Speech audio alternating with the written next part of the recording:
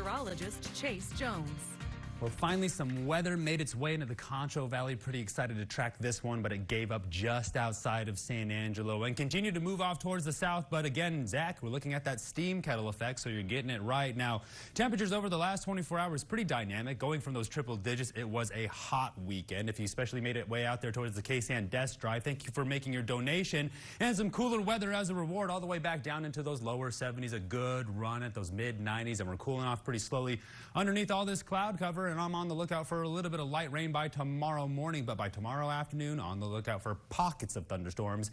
81 in San Angelo, everybody else in a combination of those mid to lower 80s. Everybody's pretty grateful that things have cooled off significantly from this weekend, and including today, 78 in Sterling City, 86 in Robert Lee, 83 down there in Junction. Definitely have our 10 degrees. We're looking at a beautiful start to the week, but by the end of it, somewhere near those triple digits with the start of school. But Labor Day on the horizon. It will be September 1st, and I promise you, by the end of this week, we'll be halfway through August already.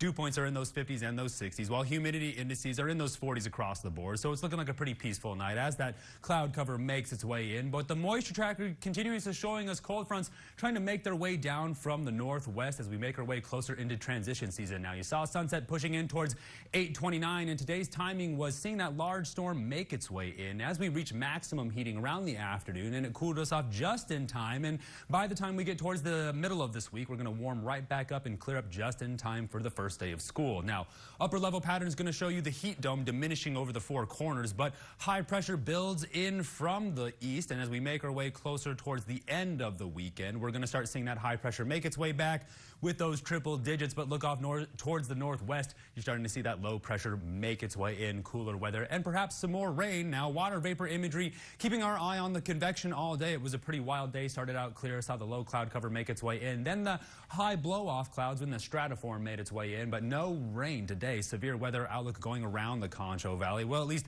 pushing more towards the southeast, but we take you down to the surface to get a better idea of these alerts. Now, everything is just exploding along the panhandle of Texas, Oklahoma, into Kansas and parts of Missouri, with a little bit of tornado action going on in Iowa, but really zooming in on the Concho Valley, keeping our eye on the cloud cover making its way down from north. That's going to be the one I'm on the lookout for some of that afternoon thunderstorm activity. Radars right now pretty quiet across the entire board, but take a good look at the future cast as we make our way into tonight and tomorrow morning. On the lookout for some of that high cloud cover to sort of give up by the time it gets here in the typical San Angelo fashion. But as we get closer towards Tuesday afternoon, on the lookout for some of that thunderstorm activity to push in from the south, then again meets up with that northerly flow. We start to see by Wednesday early morning some more low cloud cover makes its way in. By Wednesday afternoon, more thunderstorm activity starts to sort of work its way in, but it will clear out of the way just in time for the first day of school. So let's make sure we take our time because it's going to be a pretty busy day. And then right behind it, I believe ASU is going to start somewhere around the beginning of September. So tonight all the way back down into those lower 70s.